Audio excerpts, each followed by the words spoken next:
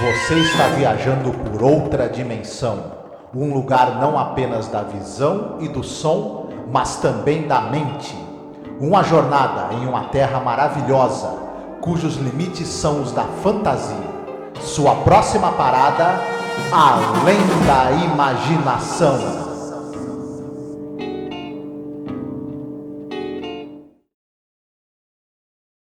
Seja bem-vindo a mais um episódio sobre a série clássica Além da Imaginação. Eu sou a Angélica. E eu sou o Marcos. Hoje nós iremos falar sobre o episódio número 81 da série no geral, episódio número 16 da terceira temporada, Nothing in the Dark, que na tradução seria Nada no Escuro, correto? Sim, exatamente. Episódio dirigido pelo caríssimo e já querido Lamont Johnson, baseado num conto do George Clayton Johnson, tá? Que também é responsável pelo roteiro. A gente tem algumas curiosidades relativas a isso, né? A questão de roteiro, um certo estresse que estava rolando ali entre o Bradbury e o Rod Serling, né? Tem um bafo aí, hein? Quem conhece um pouco da história sabe que o Charles Beaumont, o George Clayton Johnson e outros autores, né, eles eram muito fãs do Bradbury, né? E o Serling também tinha uma amizade justamente com o Bradbury, que apresentou esses autores que seriam roteiristas, né, de alguns episódios da série para ele. O caso é que Nothing in the Dark é uma história muito parecida com o do Bradbury chamado Death in the Maiden, né, que são histórias que têm uma temática parecida mesmo, assim, se você for ver, né? Que essa história que a gente está contando aqui é sobre uma senhora idosa que ela foge da morte. E essa história do Bradbury conta também uma história de uma mulher velha que ela vive isolada de todo mundo e tal, que acaba sendo visitada pela morte também.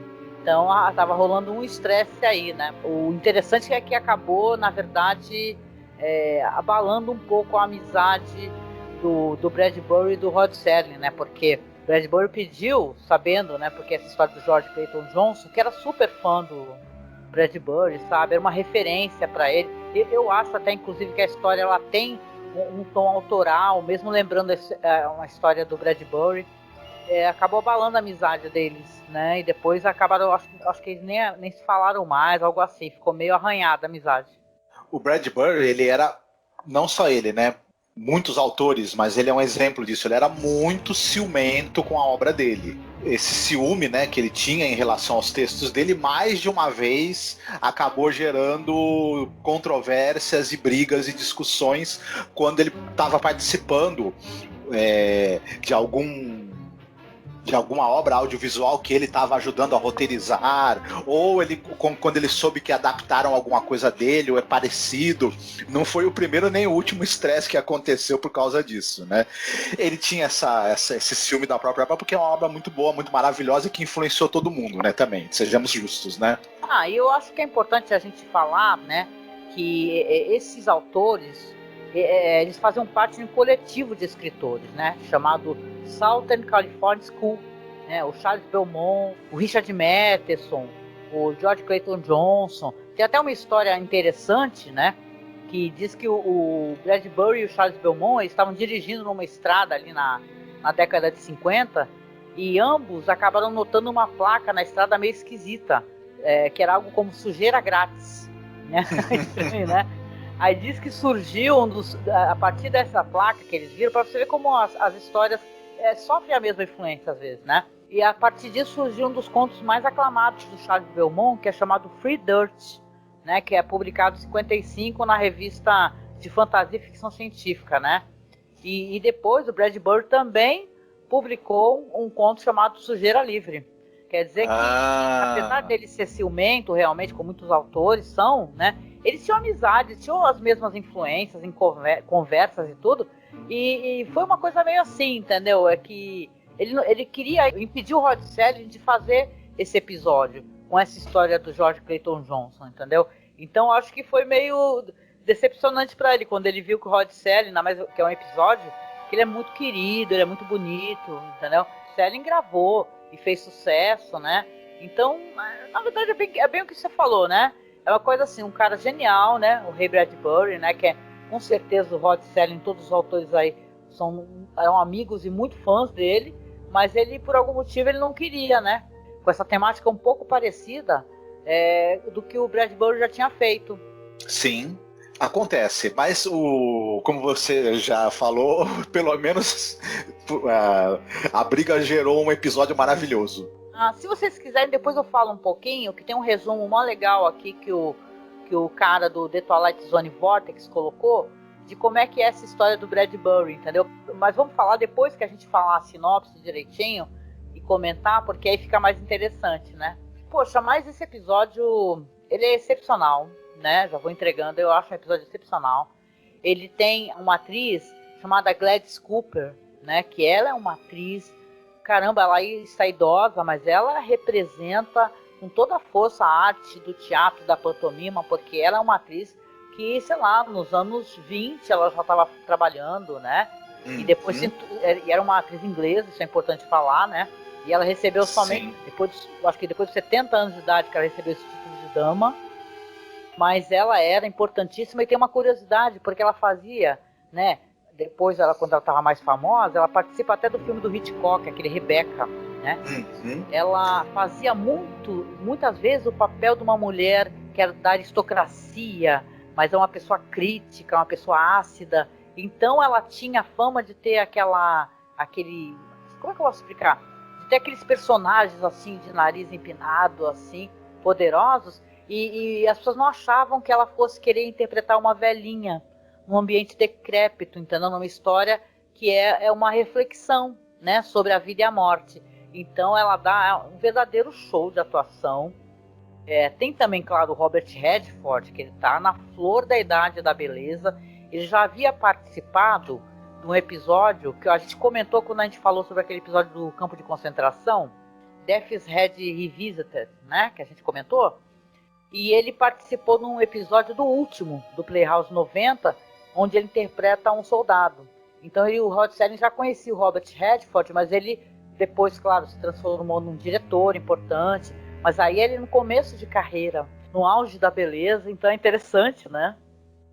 Nessa época, o Robert Redford, ele ainda não era um astro, ele estava ainda provando o talento dele como ator. Ele era muito escalado nessa época do episódio, ainda pela beleza dele. E pelo frescor da juventude, né, que ele tinha. E depois, com o tempo, ele foi se provando como um ator muito bom e também uma pessoa muito ativa nessa coisa de... Ele é um cara que tem uma longa carreira como produtor de documentários, né? Enfim, uma figura aí conhecidíssima de Hollywood. Não vale nem a pena a gente perder muito tempo, né? Porque é mais conhecido, como pessoa muito conhecida, né?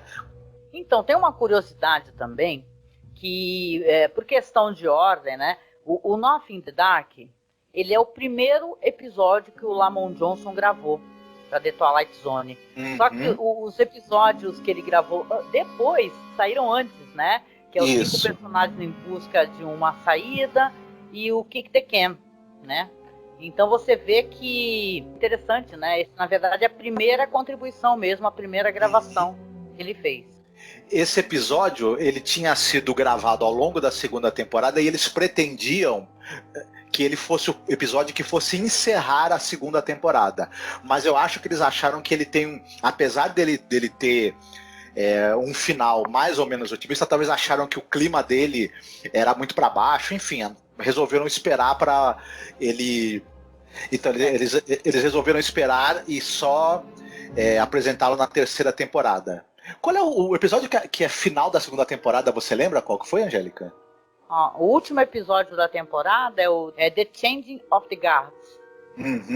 Que é o último episódio. Tem um episódio aqui nessa temporada também, que é o episódio I Think the Body Electric, né? É famoso esse episódio também. Pois é, então o episódio tem o R.G.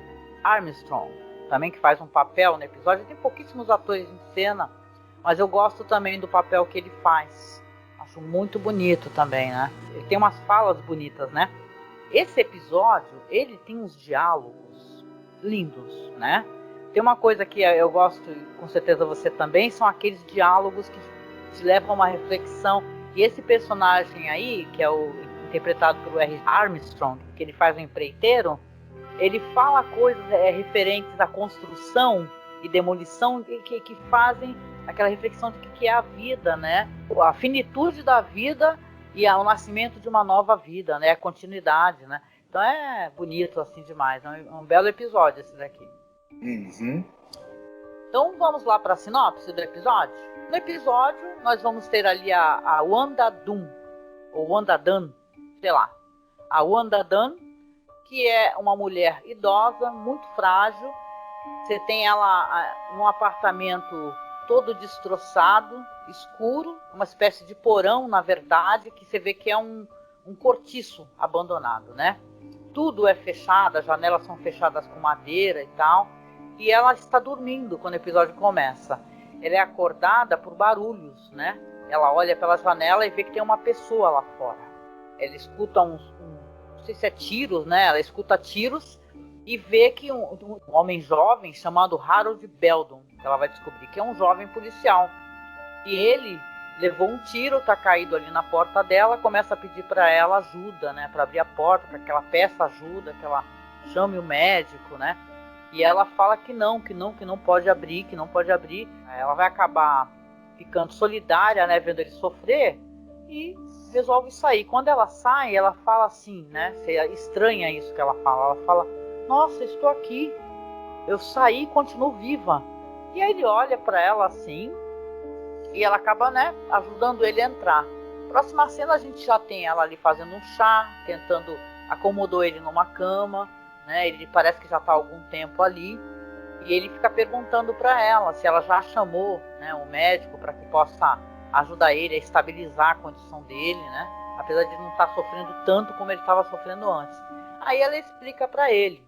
Ela fala: não chamei. Aí ele: por que você não chamou? Aí a gente vai conhecer a história dela, né? A Wanda, ela tem uma história de fuga da morte, né? Ela fala que uma vez ela estava num ônibus, ela viu uma mulher tricotando umas meias, um menino bonito que estava ali por perto, gentil, porque caiu no novelo de lã e ele pegou para ela. Só que quando o menino foi embora e depois chegou no próximo ponto, ela viu que a mulher estava morta. Então ela começa a ver figuras, né, que pelo que eu entendi nem sempre tem a mesma face, né, a mesma aparência, que ela reconhece como a morte. E ela resolve então ficar trancada na casa dela, não receber ninguém. Ela fala inclusive que quem leva a comida para ela é um menino de uma mercearia, né, que entrega na porta, e ela não sai para nada. Então ela fica ali então refém fica nesse espaço ali, desse apartamento escuro, num prédio que na verdade parece que está prestes a ser demolido, não é? Tanto que ela fala que várias vezes já foi um empreiteiro lá bater, tentar convencer ela a sair de lá, ela não responde, fala que ele desistiu. E nisso tudo, ela está lá conversando com esse belo homem jovem e tal, que é um policial ferido, e batem na porta novamente. Aí ele fala para ela: por que você não abre a porta? Abre a porta, né? Aí você vai ter esse cara que você vai ver que é um empreiteiro, que vai conversar com ela. Então ela tem até uma síncope, né? Ela desmaia. E aí ele a socorre, né? Coloca ela na cama, você vê que é uma pessoa muito gentil, né? Conversa com ela sobre essas questões de ela precisar sair do prédio, porque existe uma importância, é perigoso esse prédio que ela está, né? Aí ela percebe que a senhora, quando ela já acorda do desmaio, que o empreiteiro está conversando com ela e tudo, mas ele não está enxergando esse homem, esse policial ferido, deitado lá, né? Que a Wanda está ajudando. E aí sim a gente vai ter o grande plot twist da história, né? Pois é, vou contar só até aqui para a gente poder discutir um pouco o que a gente achou do episódio. Tem algumas coisas que me chamaram a atenção nesse episódio. Começa, claro, né? A primeira coisa que chama a atenção é a atuação monstruosa da Gladys Cooper. Ela carrega perfeitamente essa coisa dessa tensão, esse medo paralisante da morte, né? Da proximidade da morte. Ela é uma pessoa que está sofrendo de uma neurose muito grande por conta desse temor, né? E o tempo todo no rosto, na expressão corporal, e ela transmite essa fragilidade, esse medo, essa tensão e essa quase que incapacidade de reagir a isso. É muito bonito e muito tocante a interpretação dela. Tem momentos de choro, tem momentos... até um determinado momento do episódio onde vai ter esse plot twist, é engraçado como o rosto dela, que é uma máscara de tensão o tempo todo, como ele também fica relaxado e assume uma outra postura. É uma atuação realmente muito marcante. Entre as melhores da série, com certeza absoluta. Outra coisa que chama muita atenção, segunda, né, é, como você apontou isso, o diálogo que acontece entre ela e o personagem do R.G. Armstrong, onde a gente tem onde ele vai falando, né, que para você construir edifícios novos, para a vida continuar, você tem que derrubar os edifícios antigos, as coisas antigas, elas têm que dar lugar às novas. E isso, no episódio, é usado como uma metáfora para a renovação da vida, para o fim da vida de uns e o começo da vida de outros. E isso é muito interessante, a maneira como esse diálogo é colocado e a reflexão que ele leva. Se a gente pensar essa coisa do personagem também do Robert Redford, que meio que ele transmite jovialidade, né, e tranquilidade, enquanto que ela é essa figura alquebrada, né?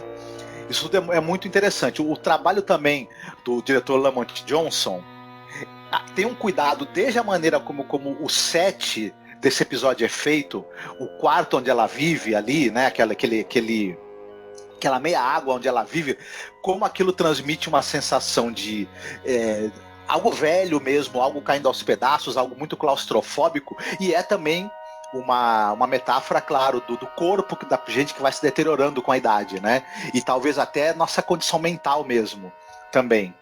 Isso tudo é muito bem feito, é muito orgânico e muito perfeito, né? É difícil você achar o que reclamar desse episódio.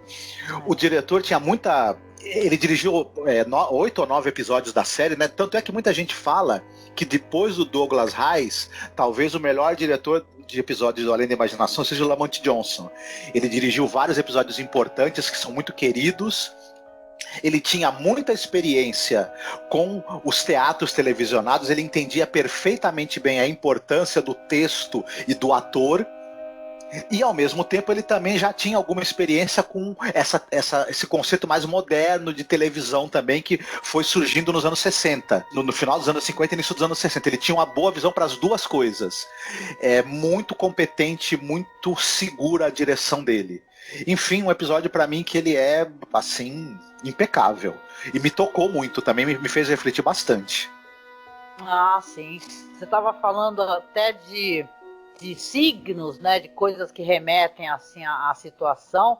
Poxa, uma das primeiras cenas que a gente tem no episódio é da atriz, ela tá deitada, mas ela tá atrás de umas grades, né?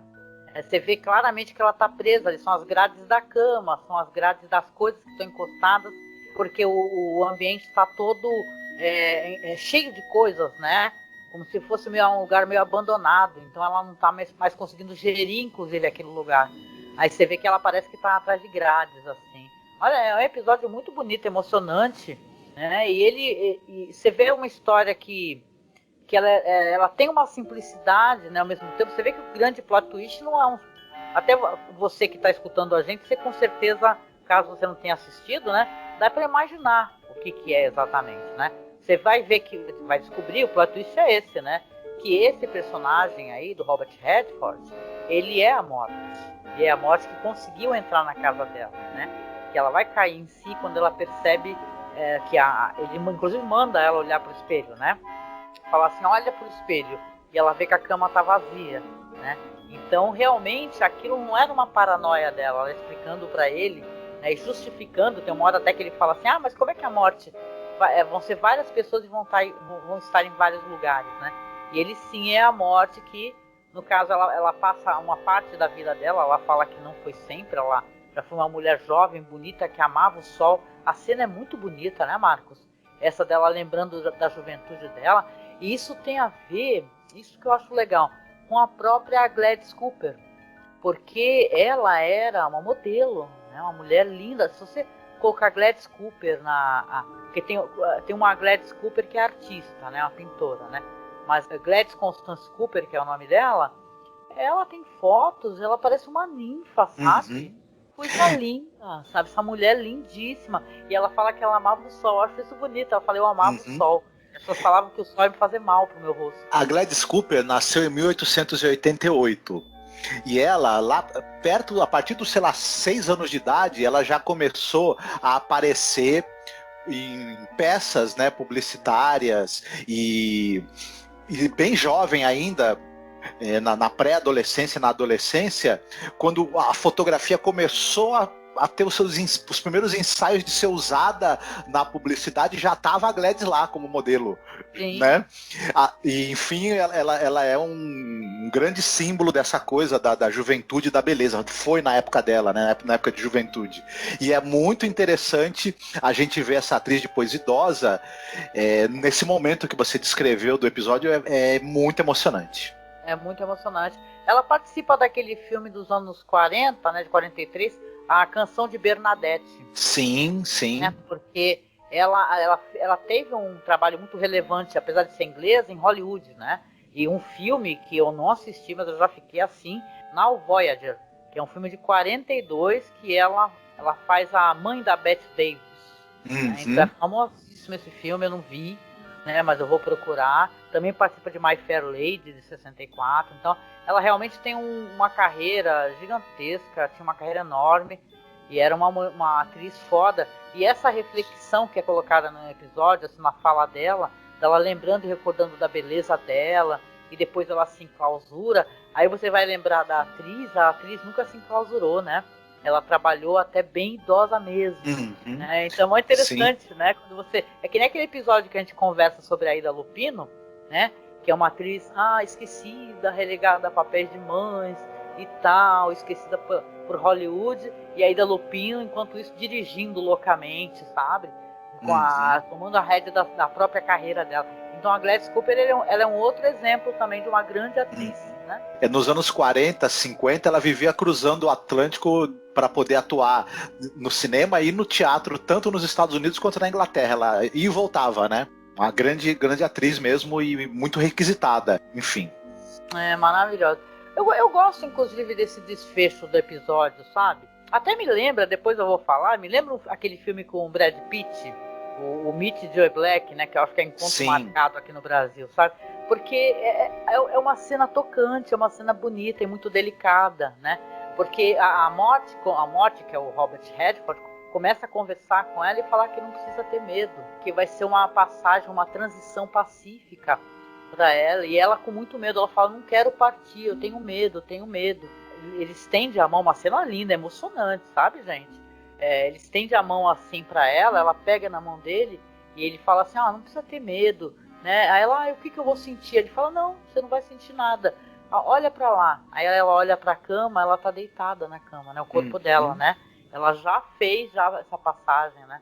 E a morte vai levar ela, sim, talvez estivesse perseguindo ela, sim, né? Porque o momento dela chegou, mas ela é levada com muito cuidado e muito carinho, né?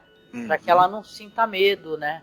Então ele fala, a morte até fala, agora você vai viver uma nova aventura. E chama ela, isso eu acho muito bonito a personagem, né? Chama ela de mãe, né? Fala assim, vem mãe. Sim. Isso é bonito, né? E você fica, na hora que você está assistindo, você não entende, né? Você fala assim, porque depois lendo um pouco sobre a história, até sobre a história do Bradbury, né? E outras representações, as pessoas idosas às vezes são chamadas de velha mãe, né?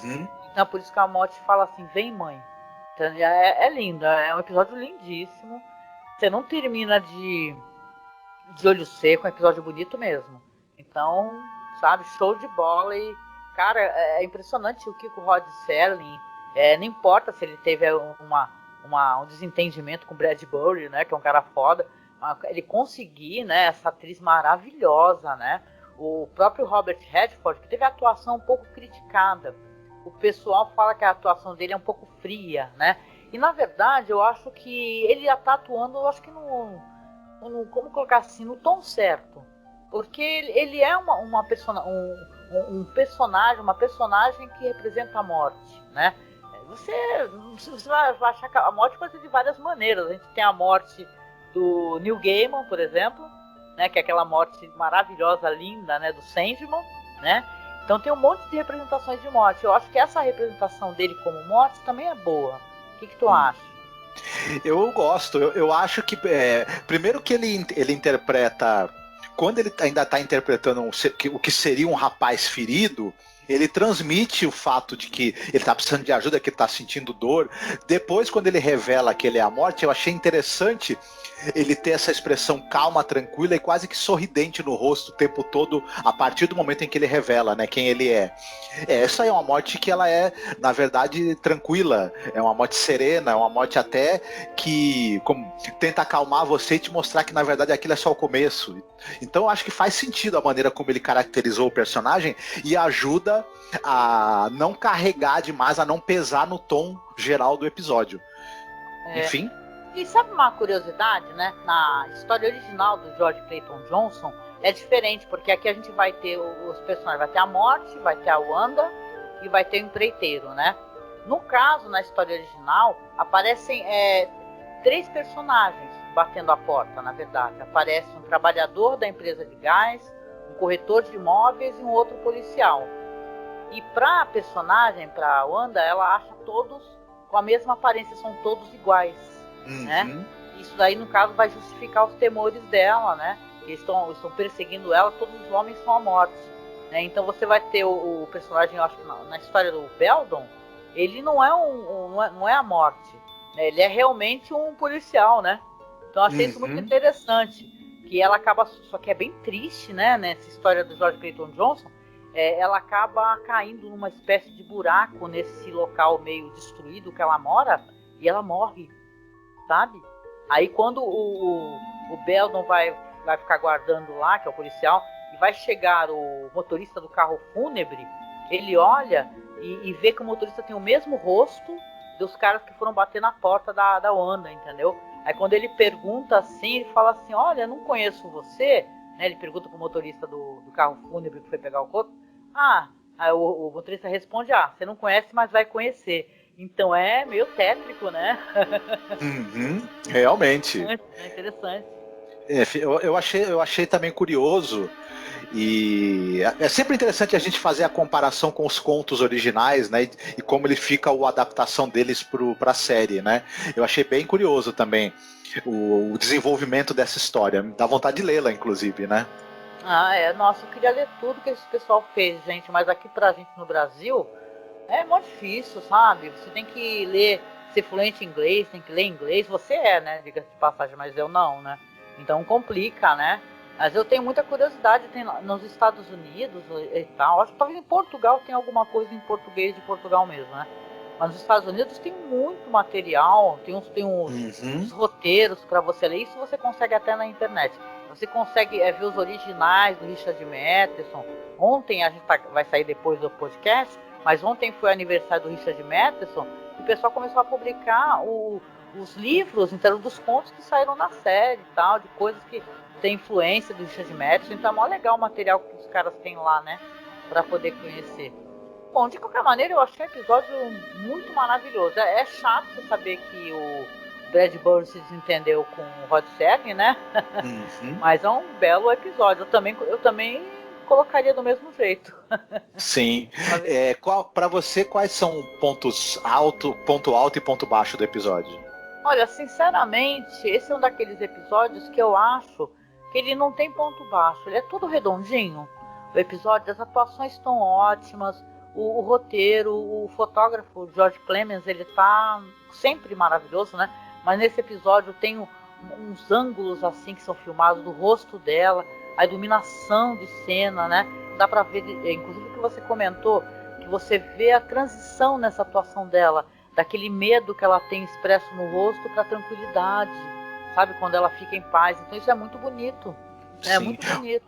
Você falou um negócio interessante, esse episódio, a câmera, ela ela trabalha, ela tem movimentos e transições suaves. É muito bacana isso. Só em um ou outro momento ela faz uns cortes mais, uns saltos, né? Uns jump cuts, né? Que o pessoal fala. Mas ela tem uma movimentação bem orgânica e suave. E isso era raro para a época, inclusive. É bem bacana isso também, né? Deixa eu só, já que eu prometi, deixa eu só comentar um pouco como é que é a história do Bradbury, né? Claro, é diferente, né? Mas é parecida de certa maneira, né? Na história dele, a velha mãe, olha como é que ela é chamada, né? É confrontada por um jovem carregando um frasco com um líquido verde brilhante. Ela acaba reconhecendo nesse jovem a morte. E o jovem reconhece isso, né? Alegando que esse líquido verde contido no frasco é a essência da vida dessa velha mulher, aos 18 anos de idade. Aí, a morte começa a apelar para a vaidade dessa senhora, né? Fala para ela que ela pode ter um vislumbre, tomando aquele líquido, ela pode ter um vislumbre, pode viver 24 horas como ela era aos 18 anos de idade. Né? Então você vê que é uma história que tem outros arcos, assim, acontecem outras coisas, né? Ela acaba concordando em fazer essa viagem com a morte e devido a ter essa recordação, sabe, desse vislumbre dessa juventude e tal. Eu também fiquei muito curiosa, eu não li esse conto do Bradbury, que é o Death and the Maiden. Tem um outro conto do Bradbury, eu acho que esse é mais macabro, para você ver, né, quem gosta de quadrinhos, né, desses quadrinhos de terror, por exemplo, Contos da Cripta, o The Vault of Horror, né, que é a história do terror vem desses materiais, né, que são coisas que são antes do Código Hays, né, aquele código lá que acabou, né, com essas histórias de terror e tal, porque isso faz um sucesso absurdo. O Bradbury, ele tinha uma história, que é uma história meio sombria, que era sobre uma mulher que ela não queria prosseguir para a vida após a morte. Ela acaba sendo enganada pela morte e tal, mas ela consegue perseguir, olha que história maluca, o agente funerário interrompe a própria autópsia e volta a entrar no corpo físico dela. Diz que no final da história, também não li, estou aqui lendo o que o colega colocou no blog lá. Diz que no final da história ela acaba exibindo aquela cicatriz, sabe, de autópsia, aquela cicatriz em Y, e ela fala assim, não é uma costura ruim para um homem. Então tinha esse tom meio macabro e cômico, sabe? Interessante, né? O Bradbury é um gênio, né, gente? Sim. Se eu não me engano, essa história da morte à donzela, ela foi publicada numa coletânea chamada Machines of Joy, As Máquinas da Alegria, tem editado em português. Eu não li essa coletânea. Eu gosto do Bradbury, mas essa coletânea eu não li. Mas, né, tá anotado aí que eu preciso encontrar para ler. Tinha que ter em português. O Bradbury, ele é mais fácil de encontrar, né, em português, né? Muita coisa dele foi editada, bastante coisa, então dá para o pessoal encontrar os trabalhos dele, os contos dele facilmente e ter uma boa panorama do que foi a obra dele. Uhum. E, pois te perguntar, né, porque senão acaba esquecendo, o que você achou de ponto alto e ponto baixo? Para mim, o ponto alto do episódio, ele começa quando o episódio começa e termina nos créditos finais. É o ponto alto do episódio. Pois né? Tem alguns episódios que eles são perfeitos, né? Eles são uma maravilha, né? E esse episódio, com toda certeza, né, é um representante, assim, de que a linha imaginação tem de melhor, né? Pois mas vamos lá a nossa sessão de recomendações? Você separou alguma coisa para recomendar? Sim. Tem muitos filmes que falam sobre essa questão do medo da morte, ou filmes que têm representação, né, da figura da morte, quando ela vai aparecer para você e comunicar que a sua vida acabou e que você vai ter que ir com ela, sabe-se lá para onde, né? E o que eu mais gosto, né, o que mais mexe comigo e mais me faz refletir é o Sétimo Selo do Ingmar Bergman, um filme de 57, tem completo legendado no YouTube para quem quiser. Vale muito a pena, é um dos grandes filmes da história do cinema, né? E um dos principais filmes que trata do tema da mortalidade, né? Da finitude da vida humana. Vale muito a pena. É muito legal, esse filme é maravilhoso. Nossa, saudade, esse ator já faleceu, né? Também, né? O Max von Sydow, esse daí enganou a morte muitas vezes, né? Mas chegou uma hora que não teve jeito. A cena fantástica, né? Que todo mundo conhece, dele jogando xadrez com a morte, né? O filme é maravilhoso. Eu peguei uma uma versão dele assim, em alta qualidade, né? Do Rei. Nossa, foi incrível reassistir, né? Mas legal a tua recomendação. Pois é, eu vou para um lado, assim, numa coisa que eu já comentei.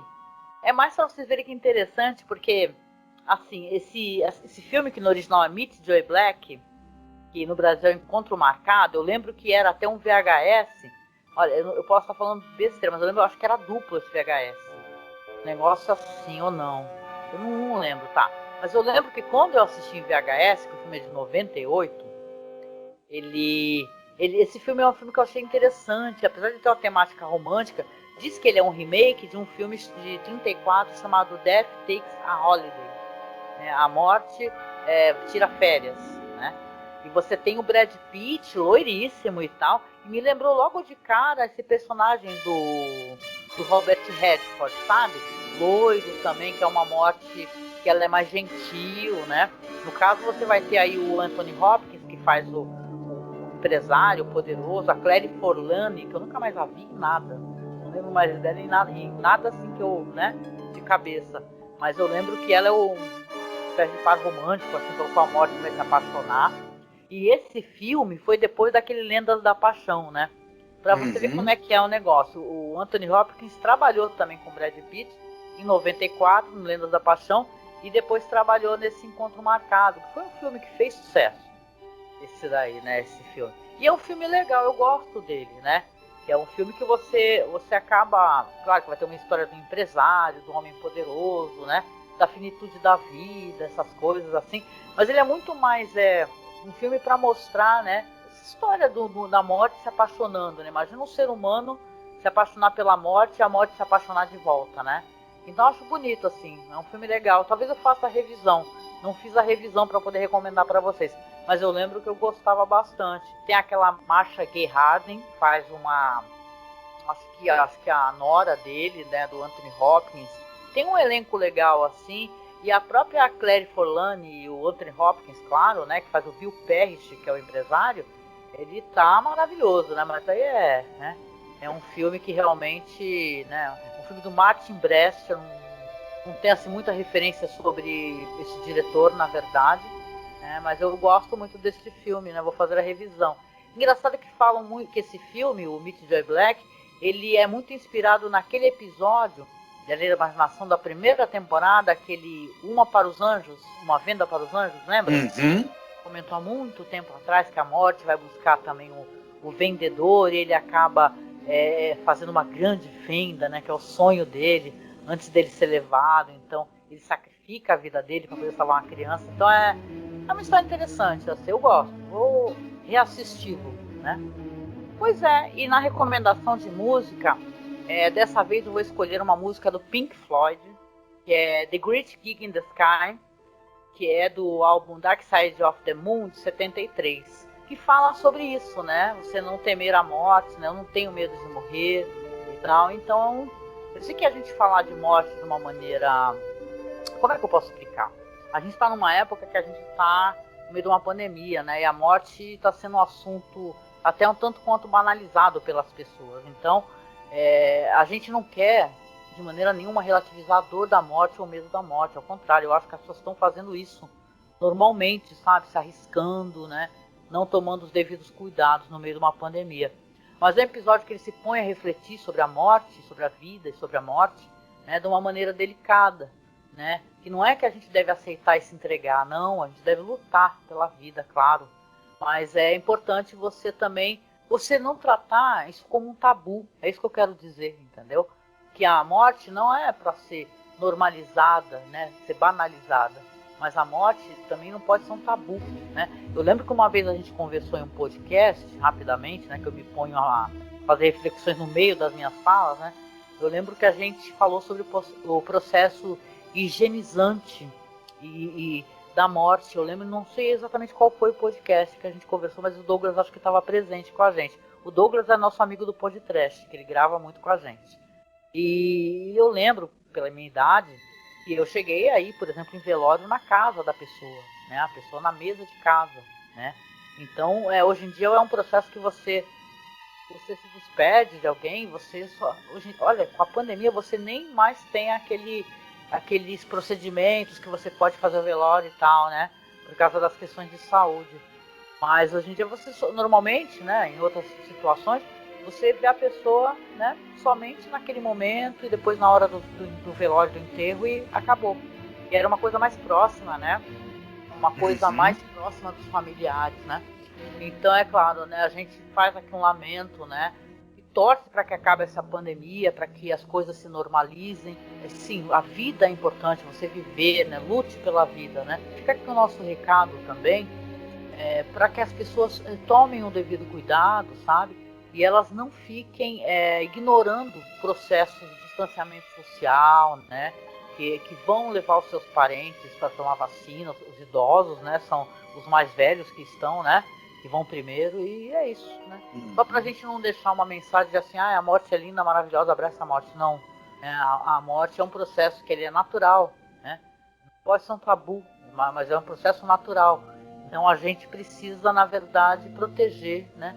Quem a gente ama, né? E vamos viver, né? Vamos à vida, né? Vamos lutar pela vida, em busca da vida, do discurso da vida, isso é importante, né, Marcos? A gente lutar a favor da vida e do ser humano, né? Não promover o discurso da morte, não bater palma para quem está discursando e falando para você desistir da sua vida em nome de dinheiro, né? Então é isso, né? Desculpe a pequena reflexão. Eu sempre achei que uma boa atitude em relação à morte, à finitude da vida, é não ter medo, mas também não ter pressa. E sendo assim, máscara, distanciamento social, álcool gel e vacina é recomendado para a gente continuar vivo e poder, né, aproveitar as coisas boas que a vida tem antes que a inevitável momento, né, chegue, que chega para todos, né? Exatamente, muito bom que você falou. Não ter medo, mas não ter pressa. E não ser fatalista. O discurso fatalista, ele é um discurso muito perigoso, sabe? Quando a gente fala assim, não tem nada que eu possa fazer, né? Tem sim, viu? Força, tem sim. Continua preservando o que você ama, incentivando as pessoas a utilizarem máscara, porque isso é importante sim, né? Vamos lutar pela vida, minha gente. E o outro conselho que eu dou é para aqueles pessoas que são pessoas de responsabilidade, políticos, autoridades, que quando confrontadas com proteger a vida da população falam, e daí? Quando chegar a hora deles pedirem voto, você fala também, e daí? Não vou votar em você. Exatamente, né? E é claro, chegando no final aqui, eu convido vocês a acessar o nosso site, tá? Que é masmorracine.com.br. A gente tem o outro site também, que é o site free do WordPress, né? Porque o Facebook, ele bloqueia o nosso site, então a gente tem um site de backup, que é um site WordPress, que é o masmorracine.wordpress.com. Nós temos nossos perfis no Facebook, então você acessa lá no Facebook Masmorracine. Tem a página de fotos dos bastidores da Linha Imaginação, que é The Twilight Zone Behind the Scenes. No Twitter nós estamos como Masmorra_cast. No Instagram nós estamos com @masmorracine. Acesse, siga, prestigie, porque a curadoria é do nosso amigo William Funchal, que está fazendo esse trabalho maravilhoso pra gente, uns vídeos muito legais, né, Marcos? Ele está sempre indicando. Confiram, por favor, o trabalho do William, vocês não vão se arrepender. O trabalho do que ele faz com os vídeos é bacana demais. Adoro a seleção de músicas que ele usa. É muito bacana mesmo, viu? Ele é maravilhoso, tem uma sensibilidade. Um beijo, viu, William? Que eu sei que ele está escutando a gente. E a gente também tem a nossa plataforma de apoio. Então, se você quiser apoiar o nosso trabalho, nos ajudar a continuar, seja o nosso padrinho, tá? Acessando o Padrim. O link sempre está dentro da publicação do YouTube ou do site. Você pode doar qualquer valor pra gente. E também no Colabora Aí, tá? Então, doe algum valor pra gente para ajudar o nosso trabalho, ajudar a gente a comprar equipamento. E a gente se encontra aí no próximo episódio da Linha Imaginação, né, Marcos? Isso, fiquem bem, cuidem-se. Beijo pra vocês, abraço forte e até mais. Fiquem bem. E se o Robert Redford ou o Brad Pitt aparecerem de noite batendo na porta de vocês pedindo pra entrar, não abram a porta. Tá bom, beijo, tchau. Tchau.